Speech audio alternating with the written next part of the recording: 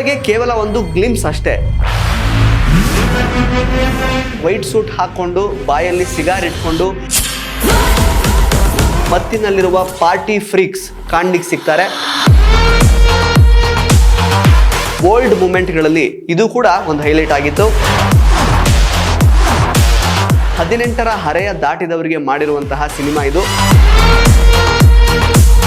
Teaser ನೋಡುವಾಗ Hollywood range ಅಲ್ಲೇ ಇತ್ತಲ್ವಾ.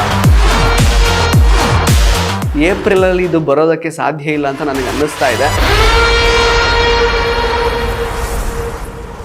ನಮಸ್ಕಾರ ಸ್ನೇಹಿತರೆ, ನ್ಯಾಷನಲ್ ಟಿವಿ ಅರ್ಪಿಸುವ ಸಿನಿಮಾ ರಿವ್ಯೂ ಸೆಗ್ಮೆಂಟಿಗೆ ಸ್ವಾಗತ. ನಾನು ಸುಜಯ್ ರಾಜ್. ಸ್ನೇಹಿತರೆ, ಇವತ್ತು ಕನ್ನಡ ಚಿತ್ರರಂಗದ ಪೊಟೆನ್ಷಿಯಲ್ ಅನ್ನ ಇಡೀ ಜಗತ್ತಿಗೆ ಸಾರಿದ ರಾಕಿಂಗ್ ಸ್ಟಾರ್ ಯಶ್ ಅವರ ಬರ್ತ್ಡೇ. ಅವರ ಅಭಿಮಾನಿಗಳ ಪಾಲಿಗೆ ವರ್ಲ್ಡ್ ಟಾಕ್ಸಿಕ್ ಡೇ. ಟಾಕ್ಸಿಕ್ ಸಿನಿಮಾದ ಬರ್ತ್ಡೇ ಪೀಕ್ ರಿಲೀಸ್ ಆಗಿದೆ. ಇದು ಅವರ ಹುಟ್ಟುಹಬ್ಬಕ್ಕೆ ಬೇಕಾಗುವಷ್ಟು ಕೊಟ್ಟಿರುವಂತಹ ಇಣುಕು ನೋಟ ಅಷ್ಟೇ. ಚಿತ್ರದ ಕಥೆ ಬಗ್ಗೆ ಆಗಲಿ, ಕಾನ್ಸೆಪ್ಟ್ ಬಗ್ಗೆ ಆಗಲಿ, ಹೀರೋ ಕ್ಯಾರೆಕ್ಟರ್ ಬಗ್ಗೆ ಆಗಲಿ, ಸಿನಿಮಾದ ಕಾಸ್ಟ್ ಆ್ಯಂಡ್ ಕ್ರೂ ಬಗ್ಗೆ ಆಗಲಿ, ಮ್ಯೂಸಿಕ್ ಡೈರೆಕ್ಟರ್ ಬಗ್ಗೆ ಆಗಲಿ ಯಾವುದೇ ಕ್ಲೂ ಅನ್ನು ಬಿಟ್ಕೊಟ್ಟಿಲ್ಲ. ಯಾವುದು ಅಫಿಷಿಯಲ್ ಆಗಿಲ್ಲ. ಇದು ಸಿನಿಮಾದಲ್ಲಿ ಬರುವಂತಹ ಒಂದು ಸೀನ್ ಆಗಿರುತ್ತೆ ಅನ್ನೋದು ಕನ್ಫರ್ಮ್. ಯಶ್ ಅವರ ಲುಕ್, ಬ್ಯಾಕ್ಗ್ರೌಂಡ್ ಮ್ಯೂಸಿಕ್, ತೋರಿಸಿರುವಂತಹ ಪ್ರಪಂಚ ಎಲ್ಲವೂ ಯುನೀಕ್ ಆಗಿದೆ. ಮೇಕಿಂಗ್ ಬಹಳ ರಿಚ್ ಆಗಿದೆ. ಸೀನ್ ಕನ್ಸೆಪ್ಷನ್, ಶಾರ್ಟ್ ಕಂಪೋಸಿಷನ್ ಎಲ್ಲವೂ ಕೂಡ ಇಂಟರ್ನ್ಯಾಷನಲ್ ಸ್ಟ್ಯಾಂಡರ್ಡ್ಸ್ನಲ್ಲಿದೆ. ಪ್ಯಾರೈಸೋ ಅನ್ನುವಂತಹ ಕ್ಲಬ್ಗೆ ವೈಟ್ ಸೂಟ್ ಹಾಕ್ಕೊಂಡು ಬಾಯಲ್ಲಿ ಸಿಗಾರ್ ಇಟ್ಕೊಂಡು ಎಲಿಗೆಂಟ್ ಆಗಿ ಯಶ್ ಎಂಟ್ರಿ ಕೊಟ್ಟಾಗ ಕುಡಿತ ಮತ್ತು ಡ್ರಗ್ಸ್ ತಗೊಂಡ ಮತ್ತಿನಲ್ಲಿರುವ ಪಾರ್ಟಿ ಫ್ರೀಕ್ಸ್ ಕಾಣ್ಲಿಕ್ಕೆ ಸಿಗ್ತಾರೆ. ಯಶ್ ನೇರವಾಗಿ ಬಾರಲ್ಲಿರುವಂತಹ ಒಂದು ಹುಡುಗಿನ ತೊಡೆ ಮೇಲೆ ಕೂರಿಸ್ಕೊಂಡು ಒಂದು ಶಾಂಪೇನ್ ಬಾಟಲ್ ಅನ್ನ ಎಂಟಿ ಮಾಡ್ತಾರೆ. ಈ ಬರ್ತ್ಡೇ ಪೀಕ್ನ ಬೋಲ್ಡ್ ಮೂಮೆಂಟ್ಗಳಲ್ಲಿ ಇದು ಕೂಡ ಒಂದು ಹೈಲೈಟ್ ಆಗಿತ್ತು. ಅಫ್ಕೋರ್ಸ್ ಈ ಟಾಕ್ಸಿಕ್ ಸಿನಿಮಾ ಅನ್ನೋದು it's a fairy tale of grown ups. 18ರ ಹರೆಯ ದಾಟಿದವರಿಗೆ ಮಾಡಿರುವಂತಹ ಸಿನಿಮಾ ಇದು. ಸೊ ಈ ತರಹದ ಸೀನ್ಸ್ಗಳನ್ನು ಎಕ್ಸ್ಪೆಕ್ಟ್ ಮಾಡ್ಬೋದು. ಒಟ್ಟಾರೆಯಾಗಿ ರೆಟ್ರೋ ಥೀಮಲ್ಲಿ ಸೀನ್ ಬಿಲ್ಡ್ ಮಾಡಿದ್ದಾರೆ. ಯಶ್ ಅವರಷ್ಟೇ ಮಿಸ್ಟೀರಿಯಸ್ ಆಗಿ ಈ ಬರ್ತ್ಡೇ ಪೀಕ್ ಮೂಡಿ ಬಂದಿದೆ. ಕೇವಲ ಒಂದು ಮಾಸ್ ಎಂಟರ್ಟೈನ್ಮೆಂಟ್ ಸಿನಿಮಾ ಅಷ್ಟೇ ಆಗಿರ್ದೇನೆ ಬೇರೇನೋ ಮೀನಿಂಗ್ಫುಲ್ ವಿಷಯ, ಮನುಕುಲ ಎಚ್ಚೆತ್ತುಕೊಳ್ಬೇಕಾಗಿರುವಂತಹ ವಿಷಯವನ್ನ ಈ ಸಿನಿಮಾದಲ್ಲಿ ಇಟ್ಟಿರ್ತಾರೆ ಅನ್ನುವಂತಹ ನಂಬಿಕೆಯನ್ನ ಈ ಪೀಕ್ ಹುಟ್ಟುಹಾಕಿದೆ. ಹಾಗಂತ ಇಡೀ ಸಿನಿಮಾದ ಪ್ರಿಮೈಸ್ ಇದೇ ರೀತಿ ಇರುತ್ತೆ, ಯಶ್ ಅವರ ಲುಕ್ ಹೀಗೆ ಇರುತ್ತೆ ಅಂತ ಕೂಡ ಹೇಳೋಕ್ಕಾಗಲ್ಲ. ಇದು ಬರ್ತ್ಡೇಗೆ ಕೇವಲ ಒಂದು ಗ್ಲಿಮ್ಸ್ ಅಷ್ಟೇ. ಅದನ್ನು ಹೊರತುಪಡಿಸಿ ಇಲ್ಲಿ ನಾವು ಕಥೆ ಬಗ್ಗೆ ಜಡ್ಜ್ ಮಾಡುವಂತಹ ಯಾವುದೇ ವಿಷಯವನ್ನ ಈ ಪೀಕ್ನಲ್ಲಿ ಬಿಟ್ಕೊಟ್ಟಿಲ್ಲ. ಸಿನಿಮಾ ಬಗ್ಗೆ ಇನ್ನಷ್ಟು ಡಿಗ್ ಮಾಡ್ತಾ ಇರೋದಕ್ಕೆ, ಅನಲೈಸ್ ಮಾಡೋದಕ್ಕೆ ಒಂದು ವಿಷಯ ಕೊಟ್ಟಿದ್ದೀವಿ, ಒಂದು ಕಂಟೆಂಟ್ ಕೊಟ್ಟಿದ್ದೀವಿ, ತಲೆ ಕೆಡಿಸ್ಕೊಳ್ಳಿ ಅನ್ನೋ ರೀತಿ ಈ ಗ್ಲಿಮ್ಸ್ ಬಿಟ್ಟಿದ್ದಾರೆ. ಕೇವಲ ಯಶ್ ಅವರ ಫ್ಯಾನ್ಸ್ಗಳಿಗೆ ರಿಲೀಸ್ ಮಾಡಿರುವಂತಹ ಗ್ಲಿಮ್ಸ್ ಇದಾಗಿದೆ. ಇನ್ನು ಸ್ನೇಹಿತರೆ, ಈ ಒಂದು ಟೀಸರ್ ನೋಡುವಾಗ ಹಾಲಿವುಡ್ ರೇಂಜಲ್ಲೇ ಇತ್ತಲ್ವಾ ಈ ಒಂದು ಬರ್ತ್ಡೇ ಪೀಕ್ ಅಂತ ನಿಮಗೆ ನೋಡಿದ ತಕ್ಷಣ ಅನಿಸಿರುತ್ತೆ. ಅಫ್ಕೋರ್ಸ್ ನಾನು ಆಗಲೇ ಹೇಳಿದೆ, ಒಂದು ಈ ಸೀನ್ ಕನ್ಸೆಪ್ಷನ್ ಆಗಿರಬಹುದು ಅಥವಾ ಶಾರ್ಟ್ ಕಂಪೋಸಿಷನ್ ಆಗಿರಬಹುದು ಎಲ್ಲವೂ ಕೂಡ ಇಂಟರ್ನ್ಯಾಷನಲ್ ಸ್ಟ್ಯಾಂಡರ್ಡ್ಸ್, ಅಂದರೆ ಹಾಲಿವುಡ್ ಸ್ಟ್ಯಾಂಡರ್ಡ್ಸ್ನಲ್ಲೇ ಇದೆ. ಇದನ್ನು ಹೊರತುಪಡಿಸಿದ್ರೆ ಅಂದರೆ ಈ ಒಂದು ಸೀನ್ನ ಇಮ್ಯಾಜಿನ್ ಮಾಡಿರುವಂತಹ ರೀತಿ ಕೂಡ ತುಂಬ ಯೂನಿಕ್ ಆಗಿತ್ತು, ಕ್ರಿಯೇಟಿವ್ ಆಗಿತ್ತು ಅಂತ ನನಗೆ ಅನ್ನಿಸ್ತು. ಯಾವ ಸಂದರ್ಭದಲ್ಲಿ ಈ ಒಂದು ಕ್ಲಬ್ಗೆ ಬರುವಂತಹ ಒಂದು ಸಿಚುವೇಶನ್ ಎದುರಾಗುತ್ತೆ ಅನ್ನೋದನ್ನು ನಾವು ಸಿನಿಮಾ ರಿಲೀಸ್ ಆದಮೇಲೆ ಅದನ್ನು ನೋಡೇ ತಿಳ್ಕೊಬೇಕಾಗತ್ತೆ. ಇನ್ಫ್ಯಾಕ್ಟ್ ಇದನ್ನು ಹೊರತುಪಡಿಸಿದ್ರೆ ಈ ಸಿನಿಮಾದ ಕಾಸ್ಟ್ ಆ್ಯಂಡ್ ಕ್ರೂ ಬಗ್ಗೆ ಸಾಕಷ್ಟು ರೂಮರ್ಸ್ ಓಡಾಡ್ತಾ ಇದೆ. ಅಂದರೆ ಕಿಯಾರಾ ಅಡ್ವಾಣಿ ಅವ್ರು ಇರ್ತಾರಂತೆ, ಅವ್ರ ಹೀರೋಯಿನ್ ಅಂತೆ ಈ ಸಿನಿಮಾಗೆ. ಜೊತೆಗೆ ದೊಡ್ಡ ದೊಡ್ಡ ನಟರುಗಳ ಏನು ಹೆಸರುಗಳು ಈ ಒಂದು ಟಾಕ್ಸಿಕ್ ಸಿನಿಮಾಗೆ ತಳುಕು ಹಾಕಿಕೊಂಡಿದೆ ಆ್ಯಕ್ಚುಲಿ. ಬಟ್ ಯಾವುದು ಅಫಿಷಿಯಲ್ ಆಗಿಲ್ಲ.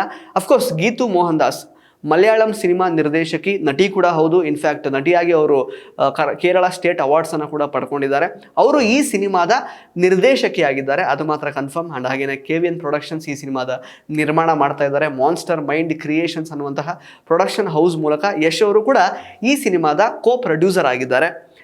ಇದನ್ನು ಹೊರತುಪಡಿಸಿದ್ರೆ ಈ ಜಾನ್ ವಿಕ್ ಅಥವಾ ಪ್ಲಾನೆಟ್ ಆಫ್ ಏಪ್ಸ್ ಈ ತರಹದ ಹಾಲಿವುಡ್ ಸೂಪರ್ ಹಿಟ್ ಸಿನಿಮಾಗಳಿಗೆ ಸ್ಟಂಟ್ ಕೊರಿಯೋಗ್ರಫಿಯನ್ನು ಮಾಡಿರುವಂತಹ Hollywood stunt choreographer JJ Perry ಅವರು ಈ ಸಿನಿಮಾಗೂ ಕೂಡ ಸ್ಟಂಟ್ ಕೊರಿಯೋಗ್ರಫಿ ಮಾಡಿದ್ದಾರೆ. ಹಾಗೆಯೇ ಟೆಕ್ನಿಕಲ್ ಸ್ಟ್ಯಾಂಡರ್ಡ್ಸ್ ತುಂಬ ಉತ್ಕೃಷ್ಟ ಮಟ್ಟದಲ್ಲಿ ಇರುತ್ತೆ ಅನ್ನೋದನ್ನು ಈ ಒಂದು ಬರ್ತ್ಡೇ ಪೀಕ್ ಸಾಬೀತು ಮಾಡ್ತಾ ಇದೆ. ಅಂದರೆ ನಾವು ಏನು ನೋಡೋದಕ್ಕೆ ಹೊರಡ್ತೀವಿ, ಟಾಕ್ಸಿಕ್ ಅಂತ ಹೇಳುವಾಗ ನಮ್ಮ ತಲೆಯಲ್ಲಿ ಏನೆಲ್ಲ ವಿಷಯಗಳನ್ನು ನಾವು ಇಟ್ಕೊಂಡು ಎಕ್ಸ್ಪೆಕ್ಟ್ ಮಾಡ್ಕೊಂಡು ಬರಬಹುದು ಅನ್ನೋದಕ್ಕೆ ಒಂದು ಎಕ್ಸ್ಪೆಕ್ಟೇಷನ್ ಇಟ್ಕೊಳ್ಳೋದಕ್ಕೆ ಈ ಒಂದು ಬರ್ತ್ಡೇ ಪೀಕನ್ನು ಬಿಟ್ಟಿದ್ದಾರೆ. ಅಫ್ಕೋರ್ಸ್ ಯಶ್ ಅವರ ಲುಕ್ ಬಗ್ಗೆ ಹೇಳೋದೇ ಬೇಕಾಗಿಲ್ಲ, ಆಲ್ರೆಡಿ ಈ ಲುಕ್ ತುಂಬ ಹಿಂದೆನೇ ರಿವೀಲ್ ಆಗಿತ್ತು. ಅಫ್ಕೋರ್ಸ್ ಅಂದರೆ ಒಂದು ಸೀನಲ್ಲಿ ಒಂದು ಶಾರ್ಟ್ ಕಂಪೋಸಿಷನ್ ಮೂಲಕ ಯಾವ ರೀತಿ ಅವ್ರು ಕಾಣಿಸ್ಕೊಳ್ತಾರೆ ಅನ್ನೋದು ಗೊತ್ತಿರಲಿಲ್ಲ. ಅದು ಈ ಒಂದು ಬರ್ತ್ಡೇ ಪೀಕಲ್ಲಿ ನೋಡ್ಬೋದಾಗಿದೆ. ಸ್ನೇಹಿತರೆ, ನಿಮಗೆ ಈ ಒಂದು ಬರ್ತ್ಡೇ ಪೀಕನ್ನು ನೋಡುವಾಗ ಏನು ಅನಿಸ್ತು? ಬಿಕಾಸ್ ಆಲ್ರೆಡಿ ಈಗ KGF ಚಾಪ್ಟರ್ 2 ರಿಲೀಸ್ ಆಗಿದ್ದು ಏಪ್ರಿಲ್ 14, 2022ರಲ್ಲಿ. ಸೊ ಅದಾದಮೇಲೆ ಯಶ್ ಅವ್ರನ್ನ ನಾವೀಗ ಒಂದು ಸಿನಿಮಾಗೆ ಸಂಬಂಧಪಟ್ಟ ಹಾಗೆ ಅವರ ವಿಜುವಲ್ಸ್ ಆಗಲಿ ಏನು ನಾವು ಜಾಸ್ತಿ ನೋಡೇ ಇಲ್ಲ. ಇನ್ಫ್ಯಾಕ್ಟ್ ಆ್ಯಡ್ಸಲ್ಲಿ ನೋಡಿದ್ದೀವಿ ಅಥವಾ ಬೇರೆ ಬೇರೆ ಇನ್ಫ್ಯಾಕ್ಟ್ ಆ್ಯಡಲ್ಲೇ ನಾವು ಜಾಸ್ತಿ ನೋಡಿರೋದು. ಸೊ ಅದನ್ನು ಬಿಟ್ಟರೆ ಈ ಒಂದು ಸಿನಿಮಾಗೆ ಸಂಬಂಧಪಟ್ಟ ಹಾಗೆ ಒಂದು ಅಪ್ಡೇಟ್ ಕೊಟ್ಟಿರುವಂಥದ್ದು ತುಂಬಾ ಒಳ್ಳೆಯ ವಿಚಾರ.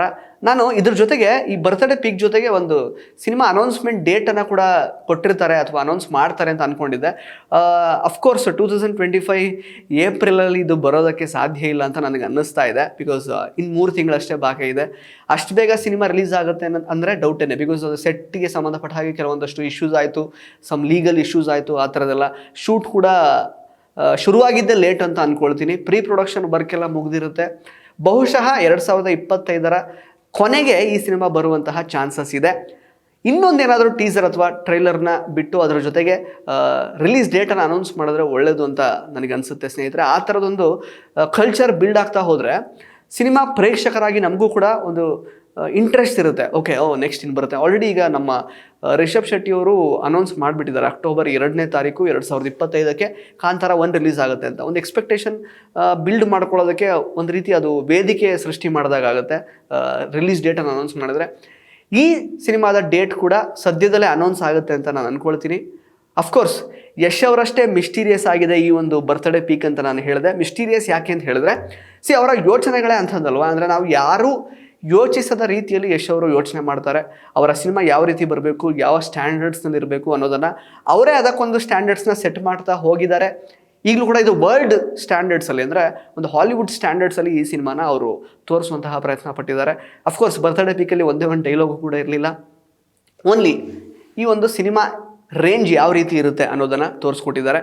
ಅಫ್ಕೋರ್ಸ್ ಅಣ್ತಮ್ಮನಾಗಿ ನಮ್ಮ ಕರ್ನಾಟಕದಲ್ಲಿ ಗುರುತಿಸ್ಕೊಂಡು ಸಿನಿಮಾ ರಂಗದಲ್ಲಿ ಹೆಸರು ಮಾಡಿ ಈಗ ಇಡೀ ಪ್ರಪಂಚದ ಸಿನಿ ಪ್ರಿಯರು ಗುರುತಿಸುವಂತಹ ಸೂಪರ್ ಸ್ಟಾರ್ ಆಗಿ ಬೆಳೆದಿರುವಂತಹ ನಮ್ಮ ರಾಕಿಂಗ್ ಸ್ಟಾರ್ ಯಶ್ ಅವರಿಗೆ ಹುಟ್ಟುಹಬ್ಬದ ಶುಭಾಶಯಗಳು ನಮ್ಮ ನ್ಯಾಷನಲ್ ಟಿವಿ ವತಿಯಿಂದ. ನಿಮಗೆ ಸ್ನೇಹಿತರೆ ಈ ಒಂದು ಬರ್ತ್ಡೇ ಪೀಕ್ ನೋಡಿದಾಗ ಏನು ಅನ್ನಿಸ್ತು ಅಂತ ದಯವಿಟ್ಟು ಕಮೆಂಟ್ ಬಾಕ್ಸ್ನಲ್ಲಿ ಕಮೆಂಟ್ ಮಾಡಿ ತಿಳಿಸಿ. ಧನ್ಯವಾದ.